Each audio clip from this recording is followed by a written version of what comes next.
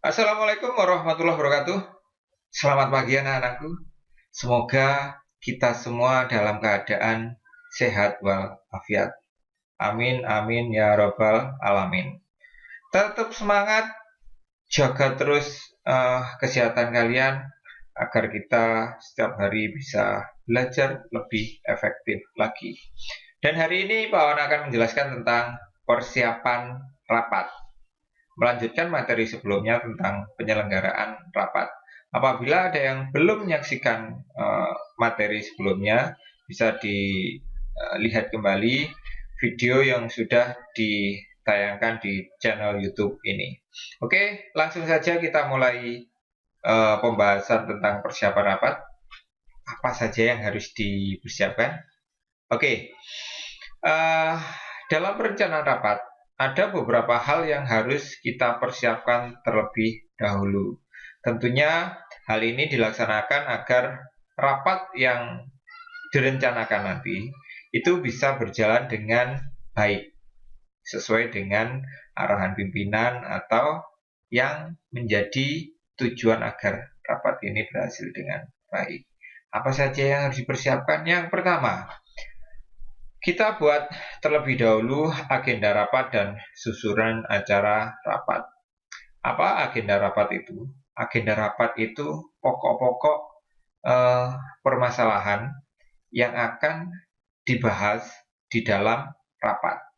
Sedangkan susunan acara rapat itu adalah rincian acara yang akan diselenggarakan saat rapat.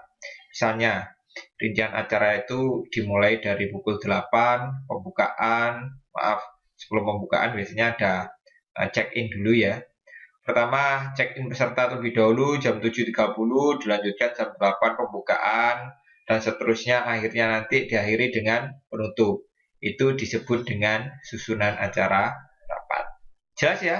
Saya rasa semua pernah mengalami ini. Yang kedua, menentukan peserta rapat. Nah, ini penting sekali ketika kita akan menyelenggarakan rapat, siapa yang harus diundang? Siapa yuk? Apa semua orang yang ada di perusahaan diundang? Tentunya tidak. Kita harus lihat terlebih dahulu, rapat ini tujuannya untuk apa? Siapa yang berkepentingan dalam rapat ini? Nah, itulah yang diundang agar permasalahan yang ingin diselesaikan itu dapat terpecahkan. Jadi, siapa yang menjadi peserta rapat? Orang-orang yang berkepentingan untuk menyelesaikan permasalahan tersebut. Oke, jelas ya. Berikutnya apa yang harus dipersiapkan? Setelah kita tahu siapa yang menjadi peserta rapat, berikutnya kita buat undangan rapat. Nah, ini kalau buat undangan saya rasa semuanya sudah mahir. Yang perlu dicatat dalam membuat undangan rapat ini adalah minimal dibuat atau diterima, undangan ini diterima oleh peserta rapat minimal 3 hari sebelum rapat. Kalau bisa 1 minggu sebelum rapat sudah undangan ini sudah diterima oleh peserta rapat.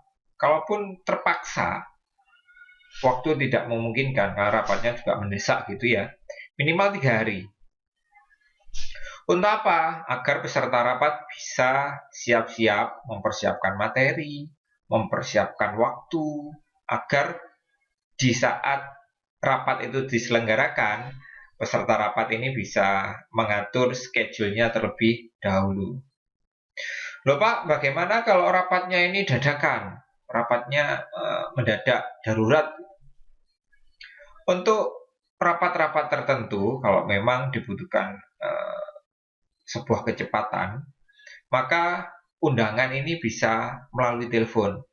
Abaikan saja 3 hari sebelumnya atau seminggu sebelumnya, karena kalau darurat harus saat itu juga. Langsung aja telepon, hari ini harus ada, hari ini diundang rapat mendadak dan sifatnya penting.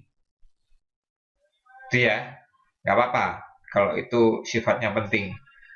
Mau gimana lagi? Misalnya di perusahaan ada demo besar-besaran gitu. Otomatis kita harus dadaan mengadakan rapat bagaimana nyari solusinya. Betul kan? Kalau nunggu 1 minggu, rapatnya demonya sudah kemana-mana nanti. Ataupun hal-hal yang lain yang membutuhkan kecepatan dalam penyelenggaraan rapat. Oke ya, tentunya catatannya rapatnya itu penting dan darurat. Oke, setelah undangan rapat, apa yang harus dipersiapkan? Kita persiapkan daftar hadir rapat. Kita persiapkan daftar hadirnya terlebih dahulu. Kalau sudah ada yang diundang, namanya siapa, bisa langsung kita buat daftar hadir per namanya.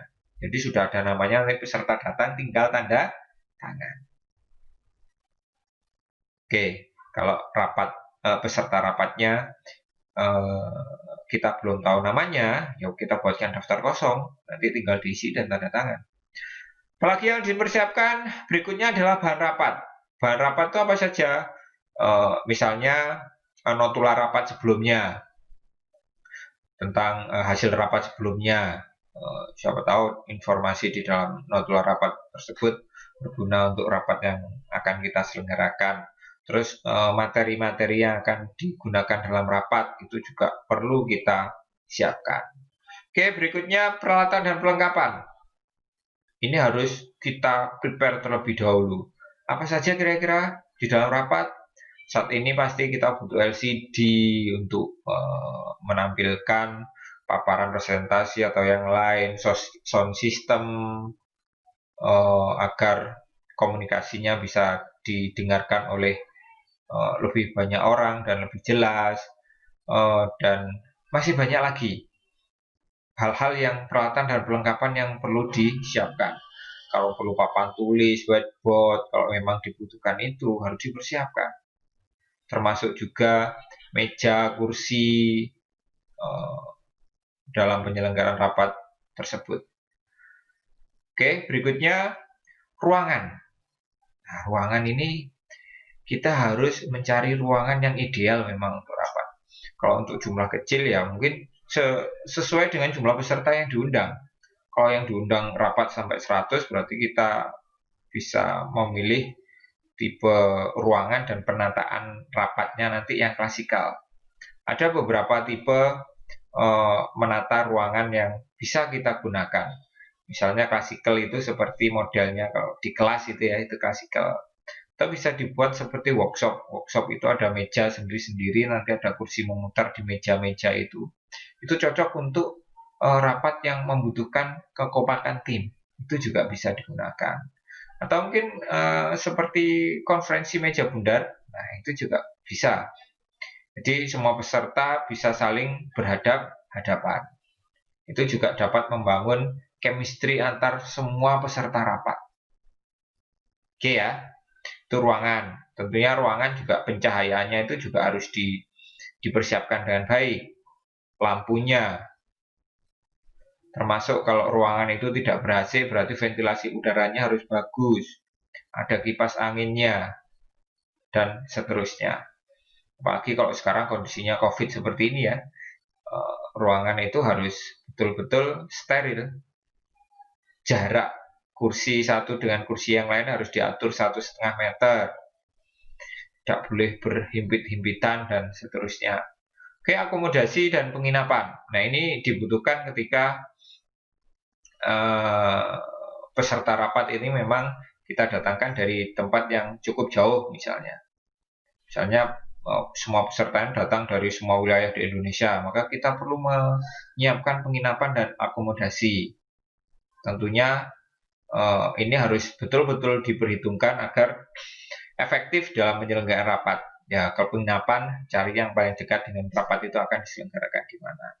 Berikutnya transportasi. Nah, ini transportasi apa yang dibutuhkan? Kalau jaraknya jauh, ini harus dipertimbangkan, harus dipersiapkan.